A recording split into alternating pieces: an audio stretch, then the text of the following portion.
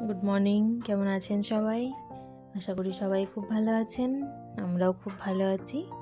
আজ রবিবার, এখন বাজে সকাল 8:30। 8:30তেই আমি আমার ব্লগটা স্টার্ট করছি।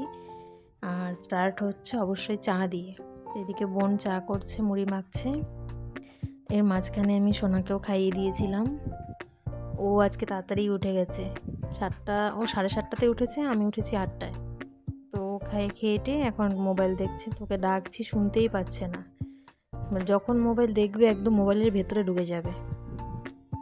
আর যখন আমি আমার প্রয়োজনে বলবো যে বাবা একটু তুমি মোবাইলটা দেখো, আমি কাজটা করে আসছি বা কিছু একটা করব, তখন মোবাইল দেখবে না। মানে যখন নিজের মুড হবে তখন একদম গভীরে গিয়ে মোবাইল দেখবে। এখন বসেছে আয়না নিয়ে সাজুগুজু করতে। সারাক্ষণ ঘরটাতে তছনছ করে, কি কি বের করবে সব কিছু, মানে যখন যেটা ইচ্ছে সেটা বের করছে, নষ্ট করছে। এই যে দেখছেন এই পুতুলটা, ও নিজেই বলছে মা পুতুলটার অ্যাক্সিডেন্ট হয়েছে। আসলে অ্যাক্সিডেন্টটা ও নিজেই করেছে। এই যে দেখছেন হাত নেই, পা নেই, মানে পা দুটো কোনো কাজ করে না, পা দুটো অবশ। এগুলো সব ওর কেরামতি। এতদিন পুতুলগুলো ভালো ছিল, এই আরেকটা পুতুল এনেছি, ওটার একটা পা খুলে যায়। দেখেছেন হাত নেই এগুলোর, মানে এত করুণ অবস্থা। পুতুলও ভাবছে যে আমি কার পাল্লায় পড়েছি। এই দেখুন এটার একটা পা নেই, পা ছিল, পা এখনও আছে, এই যে পাটা খুলে গেছে, এটাকে সার্জারি করতে হবে। তো এখন বলছে মা আমি অপারেশনটা করব। তো আমি এবার বলছি যে না, তোমার অপারেশনটা করতে হবে না, তুমি রেখে দাও, আমি ডক্টরের কাছে নিয়ে যাব। তো এখন বলছে যে এক পায়ে কি হাঁটতে পারবে? তাই বলছে এক পায়ে তো হাঁটতে পারবে না, তুমি ওকে কোলে নিয়ে নিয়ে ঘুরবে, তাহলেই তো হবে। ওই দেখুন ওই পুতুলটাকে দেখলে নিজেই ভয় পায়, মানে এত খারাপ অবস্থা করেছে পুতুলটার, বলার মতো না।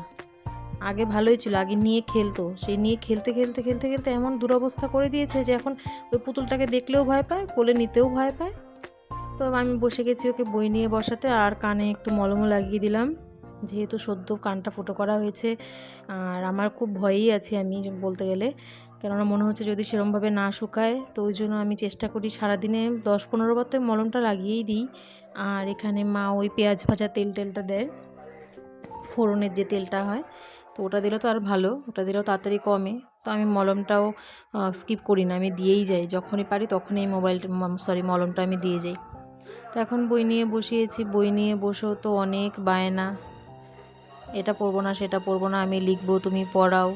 তো তার মাঝখানেও তাও চেষ্টা করছি কিছুক্ষণ সময় অন্তত চুপচাপ থাকবে, না হলে তো সেই এইটুকু টাইমও যদি আমি নিয়ে না বসাই, এইটুকু টাইমও পারলে দুষ্টুমি করবে। আর ও দুষ্টুমি তো একদম, মানে এত দুষ্টুমি করে বলার মতো না, সারাক্ষণ শুধু বকাবাদি দিয়েই চলে। তো ওই জন্যই ভাবলাম যে পড়ুক আর না পড়ুক, চুপচাপ তো বসে থাকবে। তো পড়েছিল, অল্প অল্প টাইম পড়েছিল, একটু একটু পরে আবার বলছে আমরা মনাবাড়িতে এসেছি, তারপরেও তুমি আমাকে বই পড়াচ্ছ, বাড়িতে তো বই পড়ি। শুধু এগুলো কোশ্চেন। আজকে গরমটাও দিয়েছে মারাত্মক, জানেন তো, প্রচণ্ড গরম। আর আমাদের এখানে কারেন্টটাও এত ডিস্টার্ব দিচ্ছে, এই থাকছে এই নেই, এই থাকছে এই নেই। সকাল টাইমটা তো মোটামুটি ভালোই দিয়েছে, কিন্তু বিকেলের দিকটাতে একদমই কারেন্ট ছিল না। তো আমি এসেছি আমার জেঠির বাড়িতে ওকে নিয়ে। তো এখানে এসে এই যে ছোটো বোনের সঙ্গে ও গান বাজনা করছে আর কি, গান বাজনা কি দুষ্টামিই করছে।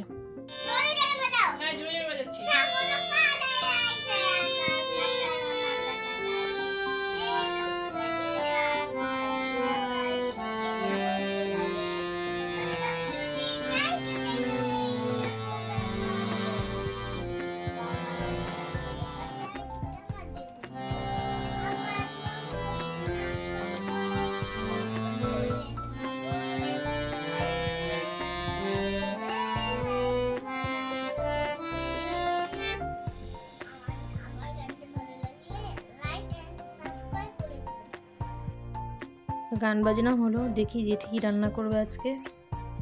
জেঠি রান্না করবে আজকে চিকেন, আর এখানে কি মাছ এনেছে, এই মাছের নাম জানি না। জেঠি রান্না করছিল, আমি বললাম যে দেখি আমি একটু তুলে দিই কী কী রান্না করছো, দেখাই একটু, নাহলে আমি সারাদিন আজকে আর কী দেখাবো এখানে। আর এখানে সেরকম কোনো আমার কাজও নেই যে আমি কাজ করব সেটা আপনাদের সঙ্গে তুলে ধরবো। টুকটাক যা ওই ঘর ঝাড় দেওয়া করি, আর তো কিছু নেই কাজ। তো ওই জন্যই এগুলোই তুলছি। এদিকে আলু কাটছিল, তো বললো আমাকে এখন দেখাস না, এগুলোই দেখার। এখানে ডাল সেদ্ধ করেছে, গ্যাসেও কিছু একটা বসিয়েছিল। আর এসেছে আমাদের ঘরে, এই যে মাও রান্না করবে মাছ, আলু ভাজা, এখানে পেঁয়াজ লঙ্কা কেটে রেখেছে, এখানে আলু কেটে রেখেছে। আলু দিয়েই সম্ভবত এই মাছটা বানাবে।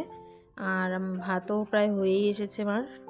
সকালের জন্য আলু ভেজে দেবে। আমার মেয়ের তো আলু ভাজা খুবই প্রিয় জিনিস, তো সকালে ওই আলু ভাজা ডিম অমলেট দিয়ে আমরা খেয়ে নেব। বলেছিল ডাল করার জন্য, তো যেহেতু আমিও সেরকম ডাল ভালোবাসি না, আমার মেয়েও সেরকম ডাল খেতে চায় না, তো বললাম যে থাক, আলু ভাজা ডিম অমলেট দিয়েই হয়ে যাবে। মাঝখানে আমাদের খাওয়া দাওয়াও হয়ে গেছিলো, স্নান করার টাইম। তো এখন এসেছে বোনের একটা পার্সেল, তো আনতে গেছিলো ও নিজেই, ওকে আমি যেতে দিইনি, কেননা বাইরে প্রচণ্ড রোদ। তো আমরা তুই যা নিয়ে, এই বাড়ির সামনেই এসেছিলো, আর ওনার বায়না উনি খুলবে। তো এই যে পার্সেল খোলা নিয়েও দুজনের মধ্যে যুদ্ধ। খুব জেদ করে এখন, জানেন তো, আগে এতটা জেদ করতো না, এখন যেই পরিমাণেও জেদ করে বলার মতো না। তাও তো বাড়িতে থাকলে এত একটা করে না, আমি একা থাকি, আর ওখানে আমার কথাটাও খুব শোনে। আর এখানে আসার পরে তো মানে আরও বিচ্ছু, এখানে কারো কথা শুনতে চায় না, আমি বকলে আমি বকা খাই। তো এই জন্য আমি ছেড়ে দিয়েছি যে এখানে যখন এসেছি, ওরা যখন আমাকে বকা দেয়, তাহলে আমার কোন দরকার ওকে বকা দেওয়ার, আমি ওকে কিছুই বলবো না। তাই দুষ্টামি করলে এখন আর আমি কিছু বলছি না, অ্যাভয়েড করছি। দেখুন নতুন কুর্তের উপর দিয়ে পা দিয়ে চলে গেল।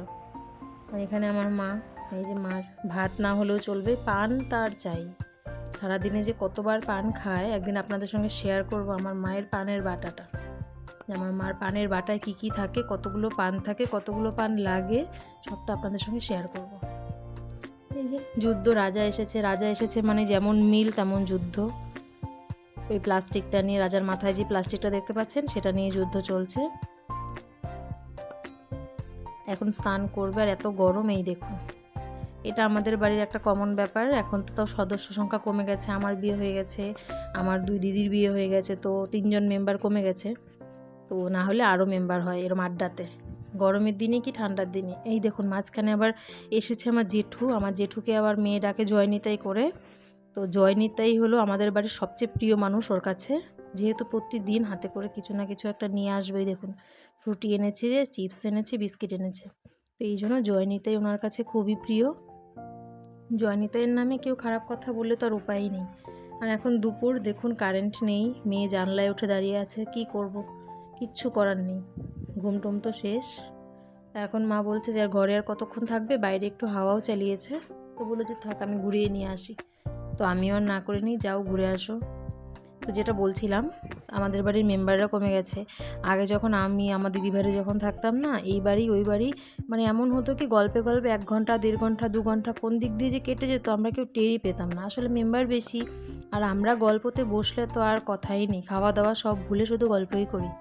দেখুন ফুলগুলো, আমার কাকির বাড়িতে যে ফুলগুলো দেখালাম আপনাদের, সেই ফুলের গাছ আমাদের বাড়িতেও আছে। গাছটা ছোট তো, তাই ফুলও একটু কম হয়।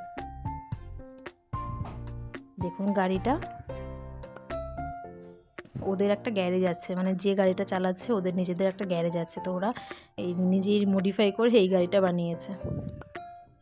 আজকে দুপুরে আবার এসেছে আমার মেজদি, আমার জেঠুর মেজো মেয়ে। ওই দেখুন ওই এই যে দেখুন ফুলটা, বলেছিলাম না আপনাদের একদিন দেখাবো। তো মেজদি এসেছে, ছেলে জিজু, 3 জনই এসেছে বাইক নিয়ে। ওরা থাকবে না, ওরা চলে যাবে। তো ওই যে পুচকাটাকে নেওয়ার জন্য চেষ্টা করেছিলাম, ও কিছুতেই আসবে না। আসলে অনেক দিন পর পর দেখা হয় তো আমাদের। আগে যেমন আমরা একসময় হয়তো প্ল্যানিং করেও একসময় আসতাম বাড়িতে, কিন্তু এখন আর হয় না। আমি আসলে ওরা দুজন থাকে না, ওরা দুজন থাকলে আমি থাকি না, মানে এরম হয়। এক একজনের ভ্যাকেশন এক এক টাইমে, বাচ্চা কাচ্চা স্কুল, আর সবারই তো সংসারে ঝামেলা আছে না।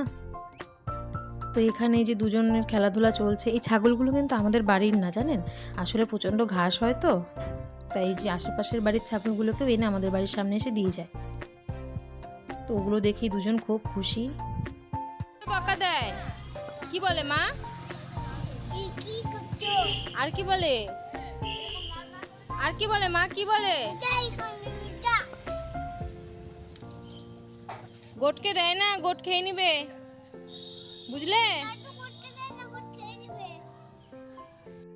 ওর নাম হলো ঋদ্ধিমান, ওকে বাড়িতে ডাকে কুট্টুস করে, আর আমার মেয়ে নাম রেখেছে হলো লাড্ডু।